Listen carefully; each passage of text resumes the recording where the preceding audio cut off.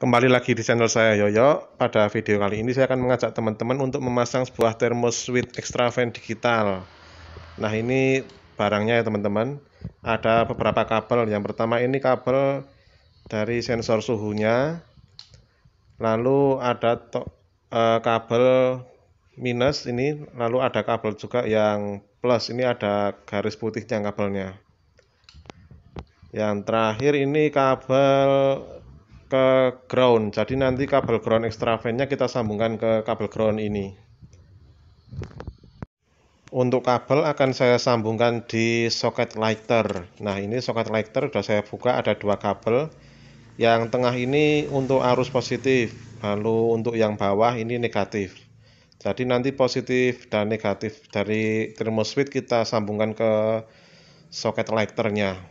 Ini ya teman-teman, yang positif nanti kita sambung ke kabel yang tengah lighter, lalu yang negatif kita sambung ke kabel yang pinggir lighter. Dan untuk kabel ground dari extraventnya ini posisinya di sini ya teman-teman. Nanti akan kita lepas untuk kemudian kita sambungkan ke kabel ground dari ThermoSuite. Untuk sensor suhunya kita tempelkan di selang radiator dekat dengan termostat. Ini ya teman-teman, sudah saya pasang dengan solasi. Lebih kuat lagi pakai kabel tis. Untuk kabel ground juga ini sudah saya sambung, cuma karena kabelnya kurang panjang, saya sambung dengan kabel tambahan. Mesin sudah saya hidupkan. Ini terdapat dua display. Yang pertama warna merah itu suhu real time. Untuk yang warna biru yaitu setelan suhu, di mana suhu itu menentukan kapan kipas akan berputar. Nah, ini akan saya setel di kisaran 60 derajat. Saya setel di 60 derajat karena suhu di luar selang radiator pasti lebih dingin daripada suhu air yang di dalam radiator. Jadi akan ada perbedaan. Nah, ini sudah 60 derajat, kita cek.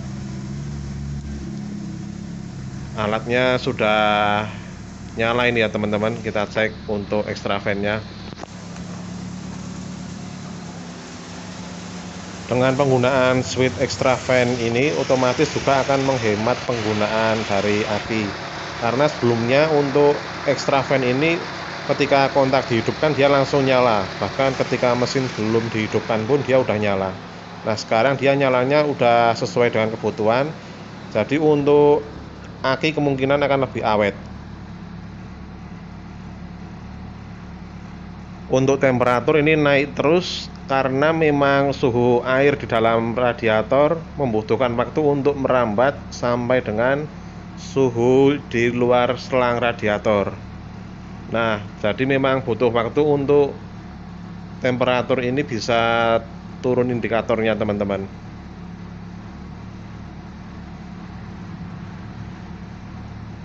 Dan kalau diamati suhu 63,3 derajat di luar selang radiator ini, ketika kita cek di speedometer ternyata ampernya menunjukkan di posisi setengah.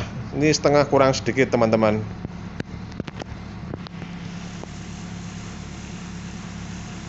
Temperaturnya udah mulai turun mendekati 60 derajat. Jadi nanti kalau udah di bawah 60 derajat extravent otomatis mati.